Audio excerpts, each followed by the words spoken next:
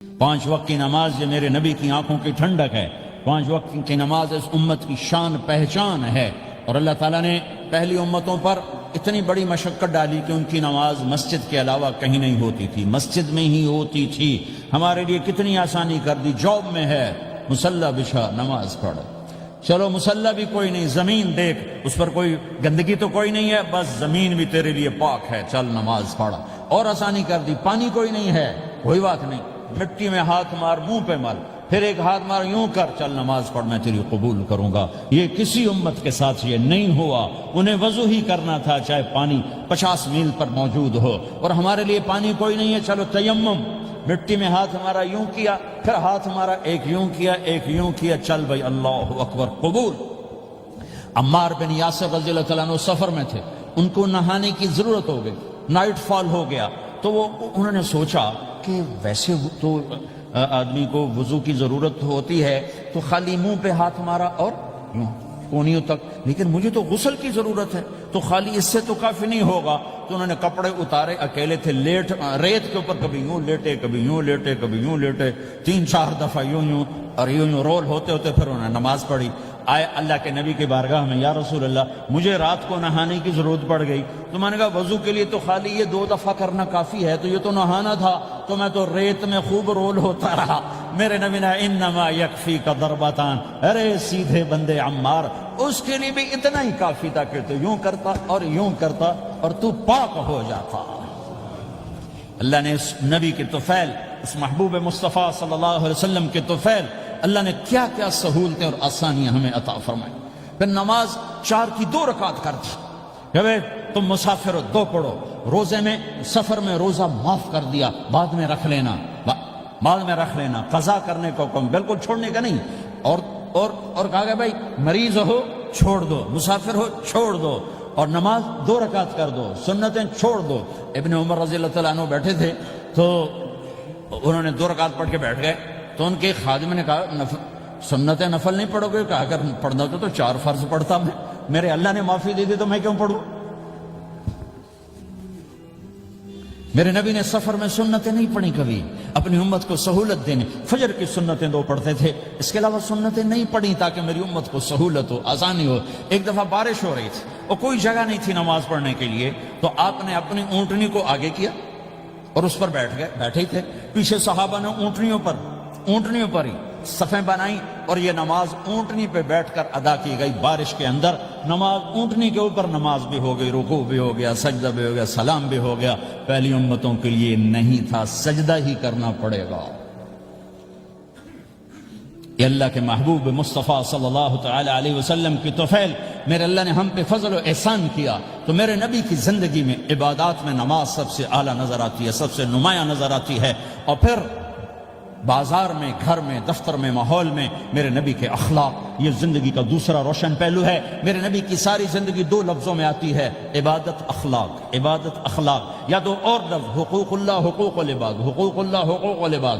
حقوق اللہ میں نماز سب سے اعلیٰ، اور حقوق العباد میں لوگوں کی برداشت کرنا، لوگوں سے درگزر کرنا، معاف کرنا، جھوٹ سے بچنا، دھوکے سے بچنا. میرے نبی سے پوچھا گیا یا رسول اللہ مسلمان کنجوس ہو سکتا ہے؟ ہم نے کہا ہو سکتا ہے. یا رسول اللہ مسلمان کمزور ہو سکتا ہے، بزدل ہو سکتا ہے، ڈرپوک ہو سکتا ہے؟ آپ نے کہا ہو سکتا ہے. یا رسول اللہ مسلمان جھوٹ بول سکتا ہے؟ آپ نے کہا نہیں، جھوٹ نہیں بول سکتا، جھوٹ نہیں بول سکتا. ہاں، الا لعنت اللہ علی الکاذبین، جھوٹوں پہ اللہ کی لعنت. اس لعنت کے ساتھ 400 پاؤنڈ بچا لیے، 4000 بچا لیے، 4 ملین بچا لیے، 4 بلین بچا لیے، 4 ٹریلین بچا لیے، ساری دنیا کو بچا لیا. اور اوپر اللہ کی لعنت پڑی تو اللہ کی قسم گھاٹے کا سودا ہے. اور سچے ہو گئے، سچ بولا، یہ میں 100 پاؤنڈ کماتا ہوں، لے لو جو لینا ہے اس میں سے. یہ میں 1000 پاؤنڈ کماتا ہوں، لے لو جو لینا ہے. یہ میں 50,000 پاؤنڈ کماتا ہوں، لے لو جو لینا ہے. کہ مسلمان کی زبان سے جھوٹ نہیں نکلتا، سچ ہی بولتا ہے. آپ تشریف لے جا رہے ہیں، ایک آواز ہے یا رسول اللہ. آپ نے یوں دیکھا، کوئی نظر نہیں آیا. پھر آواز ہے یا رسول اللہ. تو آپ نے دیکھا کہ ہرنی ڈیر چھوٹی وہ کھڑی ہوئی، رسی میں بندھی. تو آپ نے کہا کیا ہوا؟ کہا جی آپ کا صحابی مجھے پکڑ کے لایا ہے، میرے چھوٹے چھوٹے بچے بھوک سے رو رہے ہوں گے، آپ مجھے چھوڑ دیں، میں بچوں کو دودھ پلا کے واپس آ جاتا. مجھے پتا ہے میرے اللہ کی تقدیر میرے بارے میں کیا ہے. تو آپ نے کہا اگر تو واپس نہ آئی تو پھر تو اس نے کہا مجھے اللہ جہنم میں ڈال دے۔ آپ نے اس کی رسی کھول دی، خود وہیں بیٹھ گئے۔ اس نے دوڑ لگائی اور پہاڑوں میں گم ہو گئی۔ تھوڑی دیر کے بعد وہ دوڑتی ہوئی آئی اور آ کے سر یا رسول اللہ میں حاضر ہو جاؤں۔ تو آپ نے اس کو باندھ کے وہیں آپ بیٹھ گئے نہیں۔ دیر کے بعد وہ صحابی آئے جنہوں نے اس کو شکار کیا تھا، پکڑا تھا، تو کہنے لگے، ان کا یا رسول اللہ آپ یہاں کیسے؟ کہ میں ایک درخواست لے کر آیا ہوں۔ کہ کیا؟ کہ یہ ہرنی مجھے ہدیہ کر دو۔ کہ یا رسول اللہ سب کچھ آپ کا ہے، یعنی بس یہ ہدیہ کر دو۔ یا رسول اللہ حاضر۔ تو آپ نے اس کو لے کر رسی اس کی گردن سے نکالی کہ جا بچی اپنے بچوں کے پاس جا کے خوشی منا، سچ نجات دیتا ہے اور جھوٹ ہلاک کرتا ہے۔ ایک ہرنی جان کی بازی کھیل گئی سچ بولنے کے لیے، تم چند پونڈوں پہ جھوٹ بولتے ہو، ایمان کو برباد کر کے رکھ دیتے ہو۔ مسلمان جھوٹ نہیں بولتا، مسلمان دھوکہ نہیں دیتا،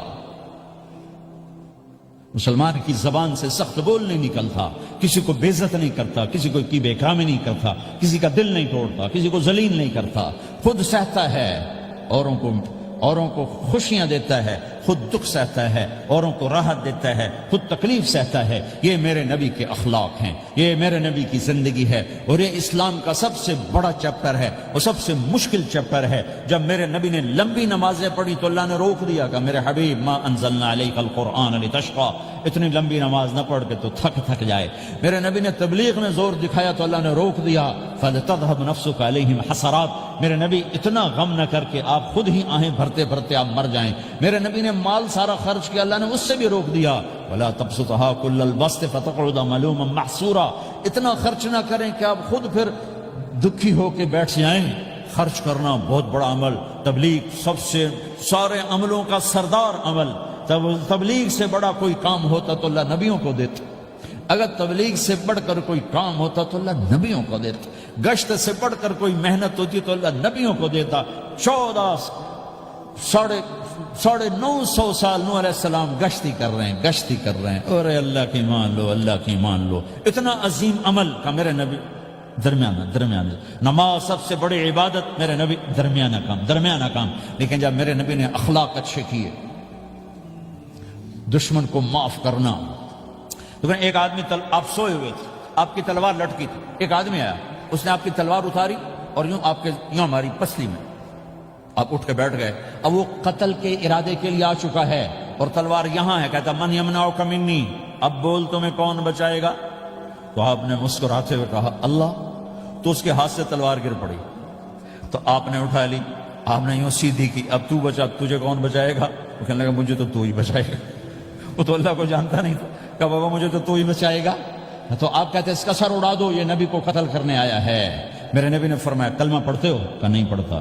کہ جاؤ معاف کیا۔ یہ میرے نبی کے اخلاق ہیں۔ 20 سال جنہوں نے قتل کے منصوبے بنائے، قتل کے منصوبے، مکہ والے، جب آپ مکہ میں فاتحانہ داخل ہوئے، ابو سفیان سب سے زیادہ آپ کو دکھ پہنچانے والوں میں پیش تو آپ نے ابو سفیان کو عزت دی۔ جو ابو سفیان کے گھر میں داخل ہوگا اس کو کچھ نہیں کہا جائے گا۔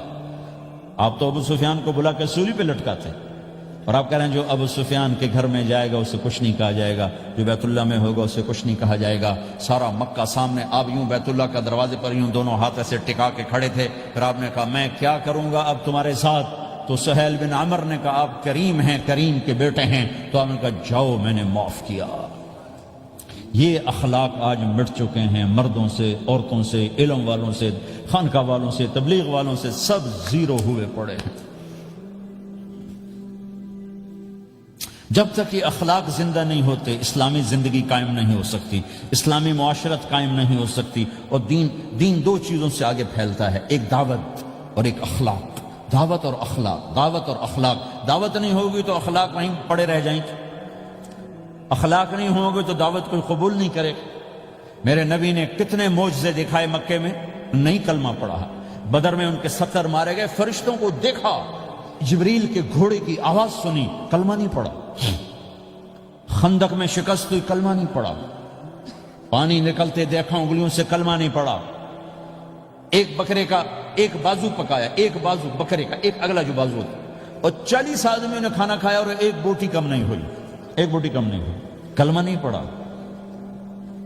لیکن جب میرے نبی نے کہا جاؤ معاف کیا تو سارے ہی کلمہ پڑ گئے کہ واقعہ یہ اخلاق نبی کے ہو سکتے۔ حنین کی جنگ میں جب بھاگے لوگ، شکست ہوئی، تو ایک صحابی کا بھاگتے ہوئے پاؤں ہمارے نبی کا پاؤں پر آیا، اور جوتا سخت تھا، تو آپ نے کہا اوجعتنی، اور آپ کے ہاتھ میں چھڑی تھی، آپ نے اس کو یوں ماری، اوجعتنی، ارے تو نے مجھے کتنا زیادہ درد پہنچایا، دکھ پہنچایا۔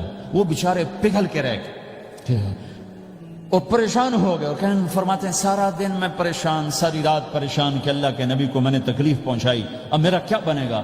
اگلا دن ہوا تو اعلان ہو رہا تھا بھائی جس کا پاؤں نبی کے پاؤں پہ آیا تھا اس کو اللہ کے نبی بلا رہے ہیں۔ تو صحابی کہنے لگے میں نے سمجھا بس اب میری تو دنیا بھی گئی اور آخرت بھی گئی، اب میرے اوپر کیس بنے گا اور مجھے ڈانٹ ڈپٹ بھی ہوگی، میرا کتنا بڑا گھاٹا نقصان ہوگا۔ یہ حاضر ہوئے ڈرتے ڈرتے، تو آپ نے فرمایا میرے بھائی کل میں نے تمہیں چھڑی ماری تھی، وہ مجھے معاف کر دینا، اور یہ 80 اونٹ تمہیں ہدیہ دیتا ہوں، 80 کیملز یعنی 80 پراڈو، 80 رینج روور کا یہ میری طرف سے تمہیں ہدیہ ہے۔ وہ حیران پریشان، یہ میرے نبی کے اخلاق ہے، یہ میرے نبی کے اخلاق ہیں۔ کانٹے بچھانے والی نے 4 دن آنا چھوڑ دیا، بیمار ہو گئی تھی، تو ہم نے کیا بات ہے، وہ ہمارے راستے میں اب کانٹے کوئی نہیں ہیں، کہا جی وہ بیمار پڑی ہے جو کانٹے بچھاتے تھے، تو آپ اس کے گھر چلے گئے، ماں جی خیریت تو ہے، آپ ٹھیک تو ہیں؟ کہا بیٹا مجھے کلمہ پڑھا دے، بس تیرے اخلاق نے مجھے فتح کر لیا ہے۔ میرے بھائیوں یہ چیپٹر بھول چکے ہیں، بھول چکے ہیں، بھول چکے ہیں۔ جب تک یہ چیپٹر زندہ نہیں ہوگا زندگی اسلامی نہیں بنے گی، معاشرہ اسلامی نہیں بنے گا، اور آگے قوموں کے لیے اسلام کا دروازہ نہیں کھلے گا۔ ہمیں معاف کرنا آتا ہو، ہمیں گالی دینے والے کو دعا دینا آتا ہو، غیبت کرنے والے کی تعریف آتی ہو، اور غیبت کرنے سے، غیبت سننے سے اپنے آپ کو ایسے بچاؤ جیسے زہر سے بچاؤ، جیسے آگ سے بچاتے۔ ایک دوسرے کو نفرت کا بول نہ بولو ورنہ ساری زندگی تباہ و برباد ہو جائے گی۔ میرے رب کی قسم، میرے نبی نے کہا ایک زبان کا بول انسان بولتا ہے اور جہنم کی گہرائیوں میں گر جاتا ہے، اور ایک زبان کا بول انسان بولتا ہے اور جنت کے درجات پر چڑھ جاتا ہے۔ یہ زبان بہت طاقتور چیز ہے، میں ہر بیان میں اس کو دہرا رہا ہوں کہ جتنا یہ عمل ختم ہو چکا ہے اتنا کوئی عمل بھی نہیں ختم ہوا ہے۔ اور ایک صحابی ہیں ابو دجانہ۔ کون ابو دجانہ؟ السابقون الاولون من المہاجرین والانصار، اس میں پہلی صف کے صحابہ۔ کون ابو دجانہ؟ جب آپ حج پر گئے تو اپنی جگہ مدینے کا امیر ابو دجانہ کو بنایا۔ ابو دجانہ حج میں شریک نہیں ہوئے کہ آپ نے اپنی جگہ ان کو اپنا نائب بنا کے وہاں کھڑا فرمایا ابو دجانہ میری جگہ پر مدینے کا امیر ہے، یہ وہ ابو دجانہ ہیں۔ کون ابو دجانہ؟ جو جنگ بدر سے لے کر آخری حج تک ہر سفر میں شریک ہیں، ہر سفر میں شریک ہیں۔ ان کی ایک بات میں بتانا چاہتا ہوں، پہلے تھوڑی سی ان کی ہسٹری بتانا چاہتا ہوں۔ کون ابو دجانہ؟ احد کی جنگ میں آپ نے تلوار اٹھائی، کہ اس تلوار کو کون لے گا؟ کئی صحابہ کھڑے ہو گئے۔ آپ نے کہا اس تلوار کا حق کون ادا کرے گا؟ سارے بیٹھ گئے، 3 آدمی کھڑے رہے، ایک زبیر بن عوام، ایک عمر بن خطاب، ایک ابو دجانہ۔ ان کا نام ہے سماک بن خرشنہ، سماک بن خرشنہ ان کا نام ابو دجانہ سے مشہور ہے۔ تو آپ نے تلوار نہ عمر کو دی، نہ زبیر کو دی، ابو دجانہ کو دی۔